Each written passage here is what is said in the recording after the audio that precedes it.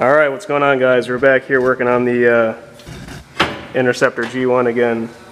Last time we had tacked up our front motor mounts. We're happy with that. We're making gussets right now to strengthen up a little bit, make sure nothing moves. And then what we're also doing is working on our rear motor mounts. So what we're going to do is similar to how we did the rear shocks to give the rear its lift. We're going to take a bar and go all the way across as is. We're going to do some final measurements to make sure it's straight. But after that, you can't really see it, but the motor mount hole is right here in relation to the pipe. So we'll make tabs similar to the front and do a little bit of gusseting on them and whatnot, and call it good, and hopefully it doesn't go anywhere. I don't think it will. So we're just going to make sure that pipe is straight, clean up the area so we can put some tacks on it, and then we can forge ahead. Alright, so we're back to where we were before. We ended up having to switch the position of the bar to under this tube instead of on top like we had it before to allow for chain clearance. In hopes to allow for chain clearance. This is true, in hopes of chain clearance. Because before there was a chance the chain would end up hitting the bar and we'll have to make a chain guide. Now there's a smaller chance of that. Yes. And if you're wondering, these are going to be our gussets. There's one for the other side that looks just like it. It'll fit right in there like that.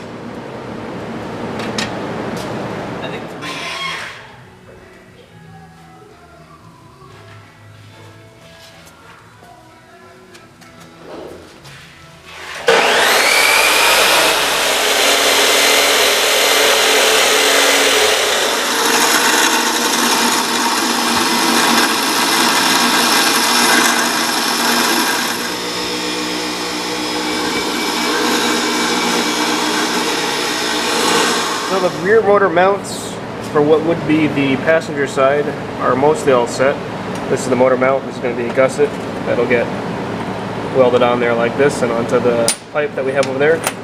The only thing left to do on this side is probably chop a couple corners off to make it look more shapely.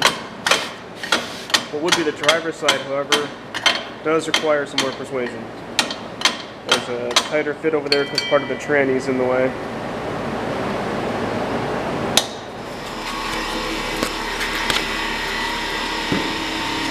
A little bit tough to see because of the lighting, but this is what the driver's side motor mount has to look like, and it does have a gusset to match that'll line up for this area right here. So I'm going to set up the welder and tack these in place. Alright, got everything tacked up.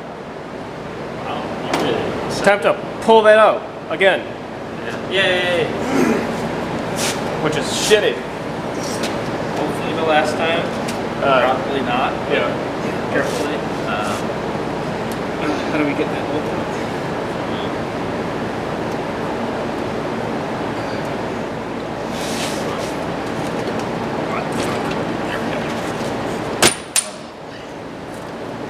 Yay! That's actually not a bad spot for it. So there's stuff in there. Got mounts here, got some mounts over there. Gonna make some welding happen in here. And there's a hole right there we need to fill something. Yeah, put a band-aid there. Yes, band-aid sounds like a good idea to me. Preferably Hello Kitty. Alright. Alright. Our motor mounts are all in there successfully. We're gonna hit some spots with some grinders, clean up this rail, and throw some paint in there.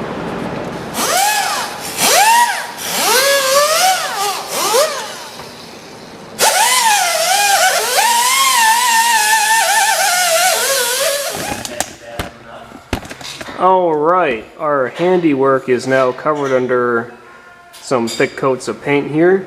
Now we just have to wait for it to dry, and then we can go ahead and refit the engine in there and continue on our work.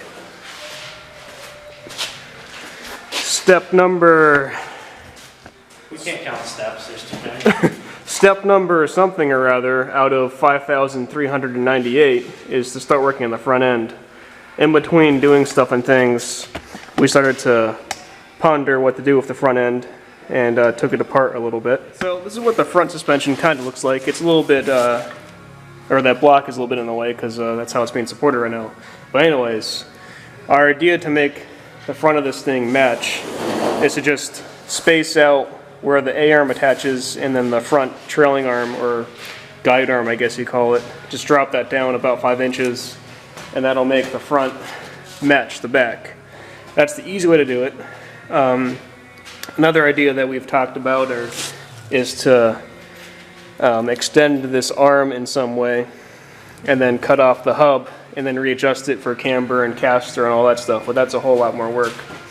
Studying it, we think we might be able to just drop it down enough and get enough height out of it that way. But that's on our next stop. So this is the engine that we're putting in there. Last time, or last clip, whichever, it is a Honda.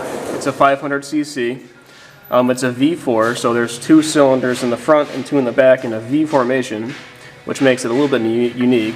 As the title of the project series here implies, it comes out of a Honda Interceptor.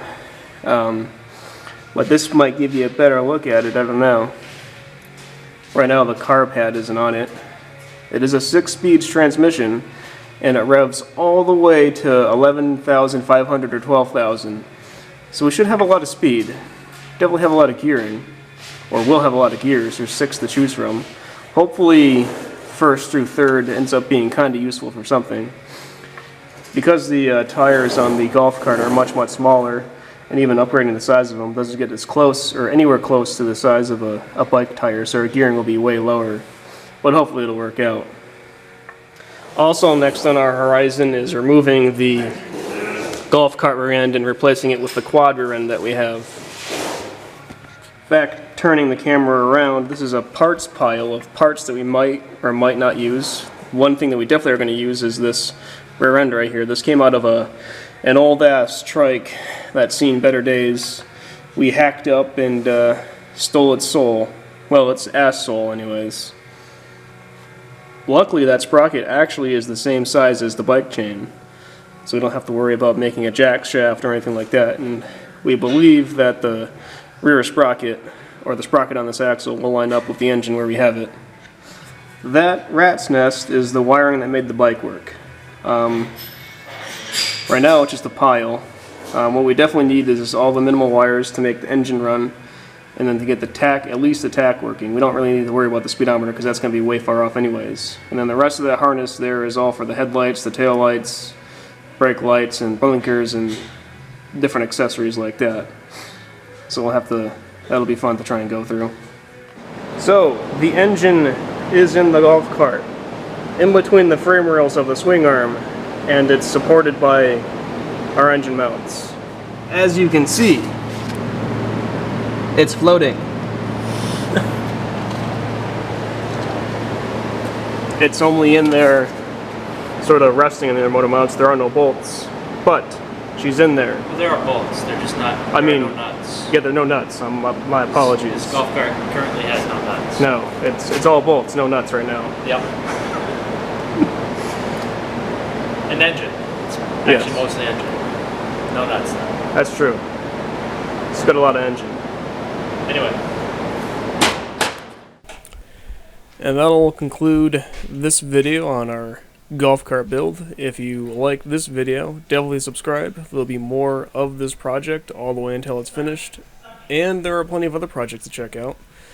Check us on Facebook and like our Facebook page. Where you'll see photos of this and a lot of other stuff. And leave us a comment. Tell us that we're retarded or smart, I don't know. And of course, give us a like. But definitely get out there and do something.